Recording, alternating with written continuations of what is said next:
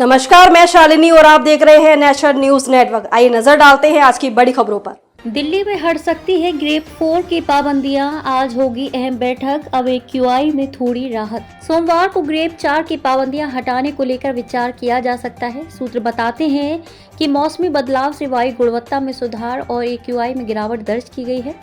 अब ये गंभीर श्रेणी से गिरकर बहुत खराब श्रेणी में आ गया है। अगले 3 दिन तक यही स्थिति बने रहने का भी पूर्वानुमान है। वहीं ऐसे में सोमवार को वायु गुणवत्ता प्रबंधन आयोग CAQM की उप समिति बैठक कर सकती है। इस बैठक में ग्रेप 4 की पाबंदियां हटाए जाने का निर्णय लिया जा सकता है। मालूम हो कि पिछले सोमवार सुबह 8 बजे से ग्रेप 4 की पाबंदियां लगी हुई हैं। इसके तहत दिल्ली में ट्रकों के प्रवेश पर प्रतिबंध लगा है। NCR में सड़क, फ्लाईओवर सहित विभिन्न परियोजनाओं के निर्माण कार्य पर भी रोक लगी हुई है। स्कूल खोले जा सकते हैं और वर्क फ्रॉम होम भी फिलहाल खत्म किया जा सकता है। 2.8 हजार लोगों ने सार्वजनिक परिवहन के उपयोग को बढ़ावा देने पर दिया बल। प्रदूषण से जंग में दिल्ली वासी पौधारोपण को कारगर उपाय मानते हैं। उनका कहना है कि अधिक से अधिक पौधारोपण करके प्रदूषण के दुष्प्रभाव को कम किया जा सकता है।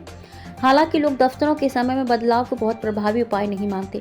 एक सर्वे में 7.3 हजार लोगों ने प्रदूषण की रोकथाम के लिए अधिकाधिक पौधारोपण को सर्वाधिक कारगर उपाय बताया है। दूसरे नंबर पर 2.8 हजार लोगों ने सार्वजनिक वाहनों के उपयोग को बढ़ावा देने की वकालत की है। वहीं तीसरे नंबर पर 1.7 हजार लोगों ने निजी वाहनों पर प्रतिबंध लगाने की बात कही है।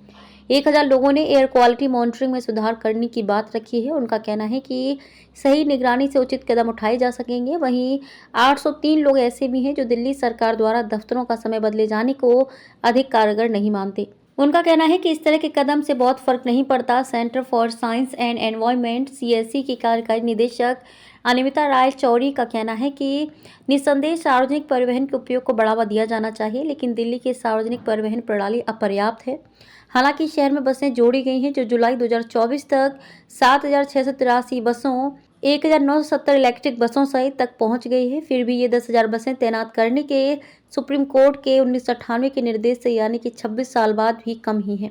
आपको बता दें कि वर्तमान में दिल्ली में प्रति लाख जनसंख्या पर लगभग 45 बसें संचालित होती हैं, जो आवास और शहरी मामलों के मंत्रालय के प्रति लाख जनसंख्या 60 बसों के मानक से कम है। CSE की महानिदेशक सुनीता नारायण ने भी कहा कि दिल्ली में बढ़ते प्रदूषण के पीछे मुख्य कारण परिवहन की स्थिति है। हमें दोष देने पर ध्यान केंद्रित नहीं करना चाहिए। उन्होंने कहा कि दिवाली पर पटाखों पर रोक लगाने की जगह 2 सप्ताह के लिए गाड़ियां बंद कर दी जाएं तो हवा कहीं ज्यादा साफ हो सकती है। हमें दोष देने पर ध्यान केंद्रित नहीं करना चाहिए, चाहे वे केंद्र की जिम्मेदारी हो या राज्यों की या किसानों या पटाखों को दोष देना हो। सबसे बड़ा योगदान वाहनों से होने वाला उत्सर्जन ही है और हमें इस समस्या को दूर करने के लिए साल भर प्रयास करने की जरूरत है। मालूम हो कि IITM, टेरी, ARAI, CPCB की रियल टाइम मॉनिटरिंग डेटा और गूगल मैप से ट्रैफिक डेटा सहित विभिन्न निकायों के विश्लेषण के अनुसार दिल्ली में स्थानीय प्रदूषण स्रोत शहर के वायु प्रदूषण का 30.34% परिवहन के माध्यम से होता है के लिए जिम्मेदार है, जबकि 34.97% प्रदूषण पड़ोसी NCR जिलों से और 27.94% अन्य क्षेत्रों से उत्पन्न होता है।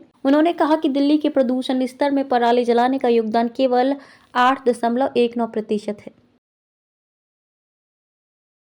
खबरों में अब तक के लिए बस इतना ही। फिर होगी आपसे मुलाकात एक ऐसी ही बड़ी खबर के साथ। तब तक के लिए नमस्कार और देखते रहिए नेशनल न्यूज नेटवर्क।